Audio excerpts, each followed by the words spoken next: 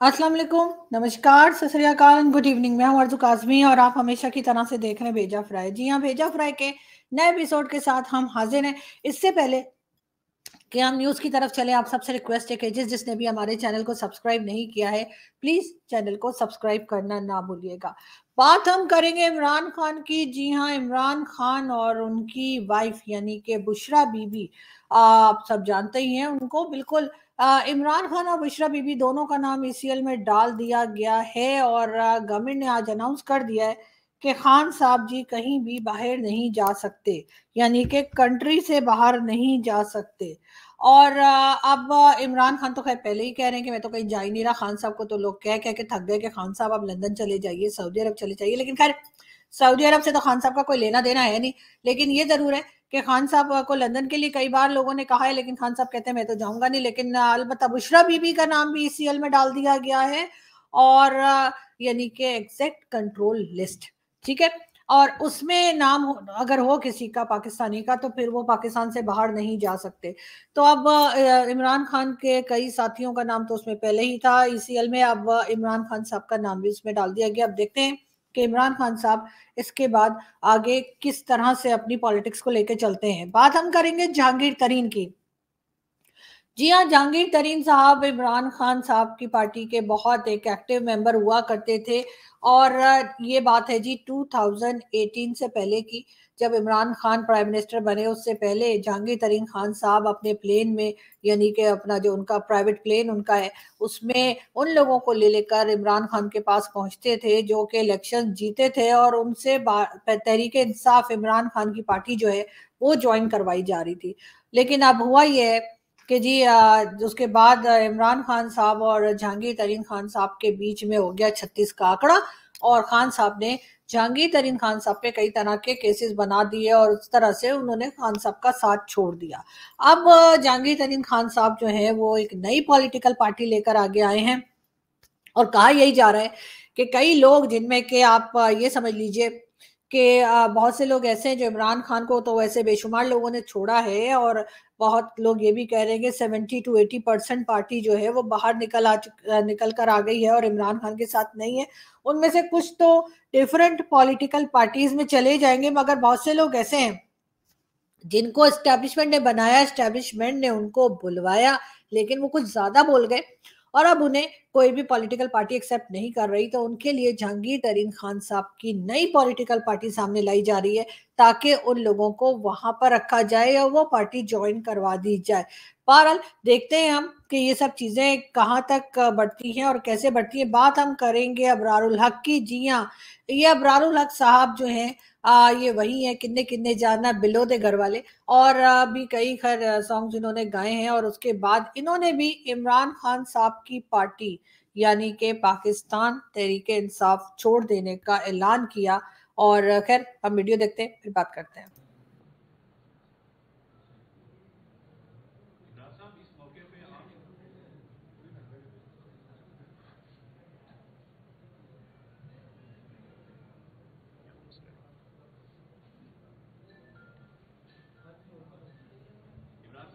पे आपने कितने नजराने गाए पीटीआई के लिए, तो आप ये बताएंगे कि आपकी वजह से कितने लोग। जी, ये थे अबरारुल हक साहब जिन्होंने एक प्रेस कॉन्फ्रेंस की और प्रेस कॉन्फ्रेंस करके उन्होंने अनाउंस किया कि वो इमरान खान की पार्टी यानी कि पाकिस्तान तहरीक इंसाफ को छोड़ रहे हैं और अब पॉलिटिक्स से उनका कोई ताल्लुक नहीं है। उसके साथ वो बेचारे रो भी रहे थे, बड़े परेशान भी थे। लोगों को भी यही लगा, बहुत से यूथी है जो इमरान खान साहब के साथी हैं, उनको भी यही लगा कि जी अबरारुल हक साहब को बहुत फिक्र है और बहुत वो परेशान है पार्टी छोड़ देने पे। लेकिन जी ठीक 2 दिन के बाद लोगों ने देखा कि लंदन के कंसर्ट में जो है वो म्यूजिकल कंसर्ट जो हो रहा था उसमें अबरारुल हक साहब जो है ना सिर्फ गा रहे थे, नाच रहे थे, भंगड़े डाल रहे थे। तो उसके बाद जब अबरारुल हक साहब बाहर आए, तो जब वो बाहर आए तो वहां पर उनका जो है वो मिल गए अपना इमरान खान साहब के सपोर्टर्स और उन्होंने उनको दे टका के तो दे को दो कान के नीचे। तो इस किस्म का झगड़ा भी देखने में आया। और आजकल इमरान खान के ओवरसीज सपोर्टर्स जो हैं बहुत ज्यादा सेंसिटिव हैं, इसलिए अगर कोई पार्टी छोड़ता है तो प्लीज थोड़े दिन के लिए नाच गाना भी छोड़ दीजिए। इसलिए कि अगर आपको नाचते गाते देखा तो इमरान खान साहब के सपोर्टर्स आपको हरगिज माफ नहीं करेंगे। खैर हम यहाँ से एक वीडियो देखते हैं और फिर आपसे बात करते हैं। मैं ये कहता हूं, रात के अंधेरे में तुम मुझे मार तो लोगे, मैं अगले दिन तुम्हें अखबार की सुर्खी में मिलूंगा। ये तो मुमकिन है मेरा सर न मिले, मेरी आंखों में तुझे डर नहीं मिलेगा।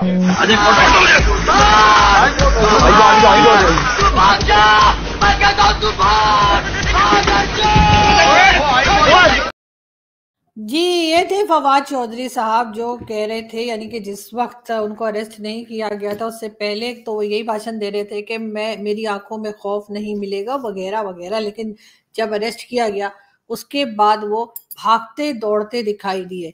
ये भी कहा जा रहा है कि फवाद चौधरी और उनके अलावा एक दो और लोग इमरान खान साहब की पार्टी के जो हैं वो वादा माफ गवाह बनने जा रहे हैं, और इसका मतलब ये है कि वो जब वादा माफ गवाह बन के अदालत में इमरान खान साहब के खिलाफ बयान देंगे और या स्टेटमेंट देंगे तो उसके बाद खान साहब जो है उनका तो अल्लाह ही मालिक है, इसलिए कि फिर तो आप जानते हैं कि जो उनके ऊपर केसेस चलेंगे तो फिर खान साहब बहुत टाइम तक हमें पॉलिटिक्स में दोबारा एक्टिव होते हुए दिखाई नहीं दे रहे। हाँ, हो सकता है कुछ टाइम के बाद आ जाए, लेकिन बहुत जल्द उनका जो है वो उनकी बहुत जल्दी उनकी वापसी हमें दिखाई नहीं दे रही। बात हो रही थी जी इमरान खान की, और पहले जो हमारे फॉर्मर आर्मी चीफ हैं जनरल कमर जावेद बाजवा साहब, इमरान खान को बाजवा साहब ने ही बनाया और बाजवा साहब ने ही इमरान खान साहब की पार्टी की टाई टाई फिश भी कर दी। अब आप लोग बोलेंगे टाई टाई फिश क्या होती है? टाई टाई फिश बस टाई टाई फिश होती है, जो बहरहाल मतलब खत्म कर दिया। और अब देखने में यही आ रहा है कि इन दोनों की लड़ाई में जो है वो पब्लिक बेचारी पिस रही है, और ना तो कोई इकोनॉमी की बात कर रहा है ना इकोनॉमी पे काम कर रहा है, और धड़ाधड़ लोग लगे हुए हैं। हम बात करेंगे जी शेख रशीद साहब की। शेख रशीद साहब का कहना है जो लोग पार्टियां छोड़ रहे हैं इनसे सियासत की सेहत पे कोई फर्क नहीं पड़ता, क्योंकि सियासी यतीमों की कोई हैसियत नहीं होती। ये है जी कहना बिल्कुल इनका शेख रशीद साहब का। लेकिन शेख साहब की पॉलिटिक्स का क्या हाल है ये तो आप सब जानते ही हैं कि शेख साहब आजकल दिखाई नहीं दे रहे, बहुत कम दिखाई देते हैं, लेकिन अभी तक बहरहाल अरेस्ट भी नहीं हुए हैं, ये बात भी है। हम बात करेंगे जी इफ्तिखार दुरानी साहब की। इफ्तिखार दुरानी साहब का कहना ये है कि जी जेलों में जो पीटीआई की फीमेल्स जो अरेस्ट हुई हैं और जेलों में बंद हैं, इफ्तिखार दुरानी साहब का कहना ये है कि जी उनकी इज्जतें महफूज नहीं है। लेकिन इफ्तिखार दुरानी साहब वही हैं जो 2-3 दिन पहले जी किसी के साथ उनकी वीडियो लीक आई थी जिसमें वो झींगा लाला हूँ झींगा, ठीक है ना, वो ये कर रहे थे, ठीक है, कुची को नहीं कर रहे थे, झींगा लाला कर रहे थे। और बहरहाल उनकी अपनी लाइफ है और किसी के साथ भी झींगा लाला कर सकते हैं, लेकिन बहरहाल इफ्तिखार दुरानी साहब की वो वीडियो आई थी। और अब इफ्तिखार साहब का ये कहना है, इफ्तिखार दुरानी साहब का, कि जो पीटीआई की फीमेल वर्कर्स जो हैं जो अरेस्ट हुई हैं जेल में, उनके साथ बदतमीजी की जा रही है और कई रेप के केसेस का भी जिक्र हो रहा है। लेकिन अगर ये झूठ है तो मेरे ख्याल अफसोस होना चाहिए, क्योंकि फिलहाल तो पंजाब गवर्नमेंट और पुलिस की तरफ से ये कहा गया है कि ऐसा कुछ नहीं है, इसलिए कि जेलों में जो खवातीन की यानी लेडीज की जो जेल है वहां पर जितने भी लोग मौजूद हैं वो सब फीमेल्स हैं, सब जो वहां पे रखे गए हैं उनकी देखभाल करने के लिए वो भी फीमेल्स हैं। तो इस तरह का कोई वाकया नहीं है, लेकिन बहरहाल पीटीआई की तरफ से ये एलिगेशंस भी लगाई जा रही हैं। बात हम करेंगे जी ज़ियाउल हक के बेटे एजाजुल हक साहब की। एजाजुल हक साहब का कहना ये है कि जी ना तो मैंने अपनी पार्टी छोड़ी है और ना ही मैंने पीटीआई ज्वाइन किया है, लेकिन अगर वो ये भी बता देते कि वो इमरान खान के साथ उनकी पार्टी का स्कार्फ या उनकी पार्टी का फ्लैग गले में डालकर क्यों खड़े हुए हैं तो शायद हमें बात समझने में आसानी हो जाती। इसलिए कि सर आप कहते कुछ हैं करते कुछ हैं, दिखता कुछ है और फिर कुछ का कुछ हो जाता है। तो बिल्कुल इसी तरीके से आपका ये कहना कि आपने ना तो अपनी पॉलिटिकल पार्टी को खत्म किया है ना ही पीटीआई को ज्वाइन किया है, लेकिन आपकी ये पिक्चर तो कोई और ही कहानी बता रही है। साथ आपने ये भी कहा था कि आप इमरान खान साहब के साथ मिलकर आप अपने फादर के यानी ज़ियाउल हक साहब का, जनरल ज़ियाउल हक जो पाकिस्तान की वाट लगा के गए हैं, 11 साल उन्होंने जो है डिक्टेटरशिप चलाई और पाकिस्तान की ऐसी तैसी कर दी, उनके कुछ ख्वाब अधूरे रह गए हैं, अब वो इमरान खान के साथ पूरे करेंगे। अब वो कौन से ख्वाब हैं वो भी बता दीजिए, इसलिए कि पब्लिक बड़ी परेशान है जब से आपने ये स्टेटमेंट दिया है, उस दिन से पब्लिक की समझ में कुछ नहीं आ रहा। खैर ये तो हमने आपको पहले भी बताया था कि 1 मिलियन के करीब जो है वो हाफिजुल कुरान जो है मदरसों में से निकले हैं पाकिस्तान के, लेकिन क्या ही अच्छा होता अगर ये 1 मिलियन हाफिजुल कुरान के बजाय हम ये बता सकते कि जी आईटी एक्सपर्ट्स निकले हैं या किसी और एजुकेशन डिपार्टमेंट में, किसी साइंस में, फिजिक्स में, किसी और चीज़ में पढ़ाई की होती और ये स्टूडेंट्स निकले होते जिनको कि हमने ये बताने में ज़्यादा हमें जो है वो हम प्राउड फील कर रहे हैं कि जी इन्होंने हाफिजुल कुरान हो गए। बहरहाल अपनी मर्जी है, पाकिस्तान को जिस तरफ लेके जा रहे हैं वो लोगों को नजर आ ही रहा है। बात हम करेंगे जी अली जैदी साहब की। अली जैदी साहब का कहना है पाक फौज पर फख्र है, पाक फौज हम फौज हमारी सरहदों की हिफाजत करती है और इनकी वजह से हम सुकून से सोते हैं। बिल्कुल सही बात है सर। अब मैं इस पे क्या कहूँ सर, आप बिल्कुल ठीक कह रहे हैं। ज़ाहिर है सर 2-4 दिन जब छित्तर परेड होती है तो सर बड़ी अच्छी नींद आती है, मैंने सुना है।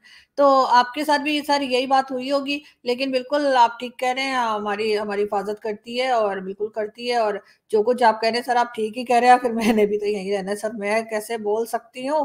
खैर हम आगे बढ़ते हैं। ये जी एजाज़ुल हक साहब कह रहे हैं कि ना तो तहरीक इंसाफ में शामिल हुआ हूँ और ना ही अपनी पॉलिटिकल पार्टी को ख़त्म किया। खैर ये बात तो हम आपको बता ही चुके थे। यहाँ से हम चलते हैं और हम देखते हैं जी एक वीडियो। बड़ी कमजोर है। नहीं सही तो है। कहाँ सही है, इतनी सी है, कुछ खिलाया करो। क्या पढ़ रही हो? कितना पढ़ोगी? शादी कर लो। उनकी शादी है या घर वालों ने तय करी है? तुम्हारी दुल्हन है? हाँ। हाथ में चूड़ियां अपनी पहनाती हो? मेहंदी लगी है। तुम्हारी मुन्नी है? हाँ। क्या नाम रखा है? अल्लाह। ओफो क्या हिलाया, इतना बुरा नाम रखा है, जिन्हें कहाँ से ला रही हैं। तुम्हारा मुन्ना है? क्या नाम रखा? मोहम्मद अनवर। ज्यादा पुराना नाम नहीं मिला था, एंटीक। तुम गुड्डू खान की बहू हो ना? शादी को कितना टाइम हुआ?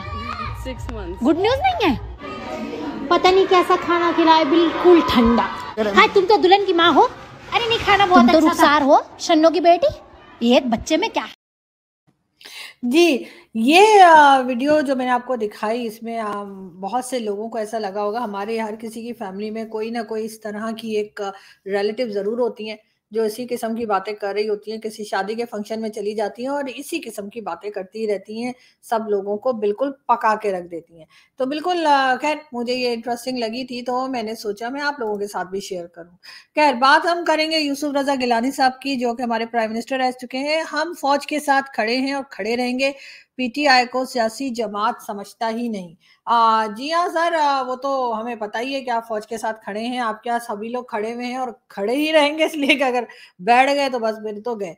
तो सर बिल्कुल मुझे समझ नहीं आ रही कि आखिर फौज में इतनी घबराहट किस बात की है कि वो हर किसी से, चाहे वो आम सिविलियन हो, चाहे वो कह लीजिए कि पॉलिटिकल लीडर्स हों, के बार बार ये बताया जा रहा है कि जी फौज के साथ हैं और जाहिर है कि इसमें कहीं ना कहीं डर और खौफ भी नजर आ रहा है। यूसुफ रजा गिलानी साहब के बारे में मैं आपको बताती चलूं कि ये वही है जिनकी बेगम जो है वो तोशा खाना से जो हार एक दिया गया था, मेरे ख्याल है टर्किश जो प्रेसिडेंट आए थे उनकी वाइफ का था, वो लेकर ओड़नछू हो गई थी और उसके बाद जब कंप्लेन की गई और शोर मचाया गया तब उनकी वाइफ ने वो हार वापस किया था। तो इमरान खान अकेले नहीं है जिन्होंने तोशा खाना पे हाथ साफ किया है, इससे पहले के लोग भी करते रहे हैं और मेरे ख्याल है आइंदा भी करते रहेंगे, क्योंकि सुधरने वाले तो हम है नहीं और वो हमारे डीएनए में ही नहीं है कि हम सुधर जाएं। अगर ऐसा होता तो हम तो कब के सुधर गए होते। लेकिन सारी दुनिया हमें क्या क्या बातें कहती है लेकिन हमें असर ही नहीं होता। लोग कहते हैं कि जी टेररिस्ट ग्रुप यहाँ पे रह रहे हैं, कभी लोग कहते हैं इकोनॉमी ठीक नहीं है और कभी क्या, लेकिन हमें असर तो क्या जी, बिल्कुल भी असर नहीं होता। बात हम करेंगे पाकिस्तान की, हम वैसी, बल्कि पाकिस्तान हाई कमीशन जो इंडिया में है उसकी, उन्होंने जी स्कूल बंद कर दिया अपने और कहना ये है कि क्योंकि स्टाफ बहुत कम रह गया था और तकरीबन आधा स्टाफ जो है वो पाकिस्तान वापस भेज दिया गया था, जिसकी वजह से स्कूल में बच्चों की तादाद बहुत कम थी और खर्चा ज्यादा था।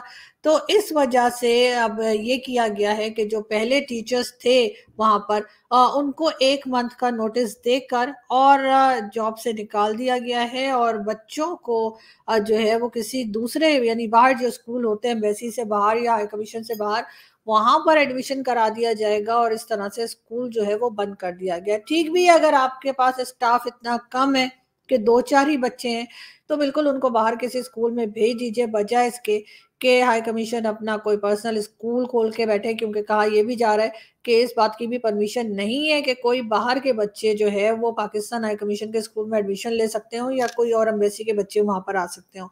अगर यही सूरत हाल थी और बच्चे इसी वजह से बहुत कम रह गए थे और बंद कर दिया गया स्कूल, तो मेरा ख्याल है उस पर इतना शोर हा हू करने की कोई खास वजह मुझे तो समझ नहीं आती, इसलिए कि बड़े बड़े देशों में ऐसी छोटी छोटी बातें होती रहती हैं।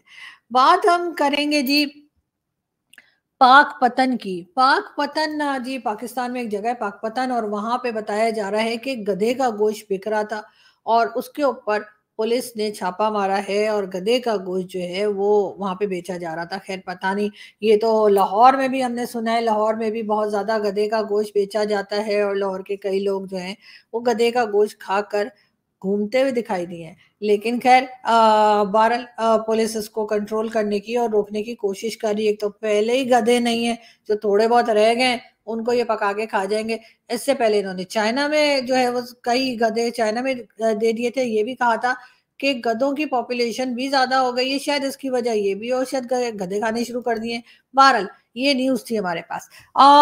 IMF को बाय बाय, पाकिस्तान को चीन से 2 से 3 बिलियन डॉलर का मजीद कर्जा मिलने की उम्मीद। जी हाँ, हम वही कंट्री हैं कि अगर हमें कहीं से लोन मिलने की उम्मीद होती है तो हमारी यहाँ मिठाइयाँ बढ़ती हैं। हालांकि होना तो ये चाहिए कि हम खुद काम काज शुरू करें, ट्रेड ओपन करें, फैक्ट्रीज ओपन करें पाकिस्तान की, और खुद से खाना कमाने की आदत डालें। लेकिन अनफॉर्चुनेटली अभी तक हमारे यहाँ यही सूरत हाल है कि हमें जो है वो कहीं ना कहीं से लोन लेना पड़ रहा है। अब कहने वाले ये भी कह रहे हैं कि जी IMF ने क्योंकि बिल्कुल ही झंडी दिखा दी और उन्होंने कहा निकलो चलो फूटो इधर से, और अब उसको कह दिया गया है एक तरह से, सागडार साहब जो हमारे फाइनेंस मिनिस्टर है उनकी तरफ से टाटा बाय बाय। और सुनने में यह आया है कि चाइना जो है वो 2 से 3 बिलियन डॉलर पाकिस्तान को कर्जा देने पर रजामंद हो गया है। ये और बात है कि उसके बाद चाइना जो है वो जिस तरह से हरकतें करता है और जिस तरह से हमारा तेल निकालता है वो भी हमें ही पता है, लेकिन हमारे लोगों को इसका कोई एहसास ही नहीं है। बात हम करेंगे जी मंजूर वसान साहब की। उनका कहना है इमरान खान के लिए अब माफी मांगने का वक्त गुजर चुका है, इन्हें मुसीबत में देख रहा हूं, इनके साथ अब कोई नहीं रहेगा। जी हाँ, मंजूर वसान साहब अक्सर ख्वाब देखा करते हैं और उसके बाद ताबीरें बताया करते हैं, और आज उन्होंने अब ये ख्वाब भी शायद देख लिया है कि इमरान खान साहब जो हैं उनके ऊपर शिकंजा टाइट होता जा रहा है और अब उनके लिए भी सियासत में रहना मुश्किल हो जाएगा। बात हम करेंगे मौलाना तारिक जमील की। जी हाँ, वही जो बताते हैं इतनी इतनी लंबी हुरें होंगी और इतनी होंगी उतनी होंगी, उनके ऊपर भी जी थोड़ा सा नजर रखनी शुरू की है गवर्नमेंट ने, और उनके बैंक अकाउंट्स को भी चेक किया जा रहा है और कहा यही जा रहा है कि उनके बैंक अकाउंट्स जो हैं उसको देखा जाएगा कि उसमें बहुत ज्यादा पैसों का आना जाना है। खैर इसमें तो कोई हैरत की बात नहीं है, इसलिए कि रिलीजन बेचना तो यहाँ पर सबसे बड़ा बिजनेस है। तो अगर मौलाना साहब के पास इतने पैसे हैं तो उस पर हैरत की मेरे ख्याल है कोई बात नहीं होनी चाहिए। बात हम करेंगे बाद में, पहले हम देखते हैं एक वीडियो। जुल्फिकार अली भुट्टो ने किया था और यहाँ मुल्तान में किया था मामू के घर पे। मुल्तान में व्हाइट हाउस में मेरे मामू के घर पे फैसला हुआ था पाकिस्तान को एटमी कुव्वत बनाने का। जो डॉक्टर कदीर खान साहब हयात हैं उनसे पूछ लीजिए। जी ये थे शाह महमूद कुरैशी साहब, और जिनका कहना ये है कि जी पाकिस्तान ने न्यूक्लियर बम बनाना है, ये बात उनके मामू के घर पर डिसाइड की थी जुल्फिकार अली भुट्टो ने। और जी बिल्कुल 28 मई जो है अभी गुजरा है कल, उसके ऊपर पाकिस्तान में बड़े जश्न मनाए गए, बड़ा हंगामा रहा कि जी एटम बम बनाया गया था, ये एटम बम का के लिए एक्सपेरिमेंट किया गया था, तो उसके लिए बड़ी तालियां बजी हैं, बड़ा हाहू होता रहा कि जी नवाज शरीफ साहब ने उस टाइम पे यानी 1998 में नवाज शरीफ साहब जो थे वो प्राइम मिनिस्टर थे और उनके होते जो है ये न्यूक्लियर एसिड्स जो थे या न्यूक्लियर बम जो था या जो कुछ कह लीजिए, तो उसके एक्सपेरिमेंट किया गया था पाकिस्तान की तरफ से, और इसकी मुबारकबादें जो है वो कल सबको दी जाती रही। लेकिन बात सारी ये है कि भुट्टो साहब ने बेशक बनाया हो, कहा हो, लेकिन उन्होंने तो ये भी कहा था कि हम घास खा लेंगे लेकिन एटम बम बनाएंगे, और आज हम घास ही खा रहे हैं और मेरा ख्याल है वो घास भी खत्म होती जा रही है। इसलिए थोड़ा सा सोचना चाहिए कि हमें ये बम बारूद और ये हथियार चाहिए या हमारी पब्लिक को इस वक्त रोटी की ज़रूरत है, एजुकेशन की ज़रूरत है और हेल्थ सेक्टर में काम करने की ज़रूरत है, ताकि उनके जो मेन इश्यूज़ हैं वो सॉल्व किए जा सकें। बात हम करेंगे जी यूक्रेन और रशिया की, तो यूक्रेन की तरफ से दावा किया गया है कि रशिया ने तकरीबन 54 ड्रोन अटैक्स किए हैं उनके ऊपर पिछले दिनों में, जिसमें से 52 ड्रोन्स जो थे वो गिरा लिए गए और 2 जो थे उनसे कुछ नुकसान हुआ, उसमें 2 लोगों की जानें भी गई हैं और कुछ जख्मी भी हुए हैं। ये दावा किया जा रहा है यूक्रेन की तरफ से, लेकिन दोबारा रशिया इस पे खामोश है, रशिया ने अभी तक कुछ कहा नहीं है। लेकिन मैं आपको ये बताती चलूं कि इलेक्शंस के लिए कहा यह जा रहा है कि फिलहाल पाकिस्तान में कहा तो है कि अक्टूबर में इलेक्शंस का, लेकिन इलेक्शंस होते हुए दिखाई नहीं दे रहे और यही बात की जा रही है कि इसी गवर्नमेंट को जो है कुछ टाइम और के लिए जो है चलाया जाए और बगैर इलेक्शंस के, ताकि इलेक्शन का खर्चा भी ना हो और कुछ थोड़ा बहुत संभाला लिया जा सके। बात हम करेंगे टर्की की, और टर्की में एक बार फिर उनके जो प्रेसिडेंट बन गए हैं तैयब उर्दुगान जो है, एक बार फिर टर्की के प्रेसिडेंट सिलेक्ट हो गए हैं इलेक्शंस में, और पाकिस्तान के प्राइम मिनिस्टर, पाकिस्तान के प्रेसिडेंट और दूसरे पॉलिटिकल पार्टीज के जो लीडर्स हैं उनकी तरफ से उनको मुबारकबाद भी दे दी गई है।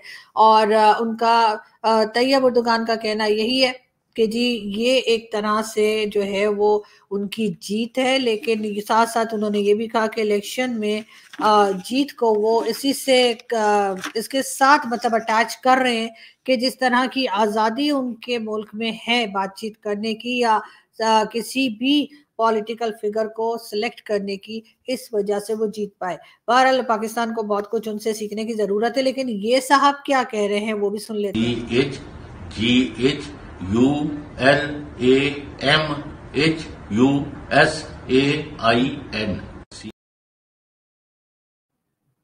खैर ये हमारे यहाँ के एक टीवी एंकर हैं और गुलाम हुसैन साहब, और मुझे नहीं पता ये क्या कर रहे थे, लेकिन बार मुझे इनकी वीडियो मिली तो मैंने आपको दिखा दी। मैं साथ साथ आपको भी बताऊं, इमरान खान साहब का कहना है कि वो जल्द ही सरप्राइज देंगे। इमरान खान का कहना है कि वो गवर्नमेंट से और इस्टेब्लिशमेंट से फौरी तौर पे बातचीत करना चाहते हैं, लेकिन गवर्नमेंट का कहना ये है कि वो इमरान खान से बातचीत करने में इंटरेस्टेड नहीं है। खैर खान साहब कौन से सरप्राइज देंगे ये तो पता नहीं, लेकिन खान साहब ने ये कहा है कि वक्त बदलने वाला है और वो बहुत जल्दी ही सरप्राइज देंगे। खैर जैसे ही खान साहब कोई सरप्राइज देते हैं हम फौरन हाजिर हो जाएंगे और आपको वो सरप्राइज बता देंगे, लेकिन फिलहाल यहाँ से हम चलते हैं। आपसे मुलाकात होगी नेक्स्ट वीडियो में। अपना बहुत सारा ख्याल रखिएगा, हंसते रहिए, मुस्कुराते रहिए, और जी बहुत गर्मी है तो आइसक्रीम भी खाते रहिए। फिर मिलेंगे।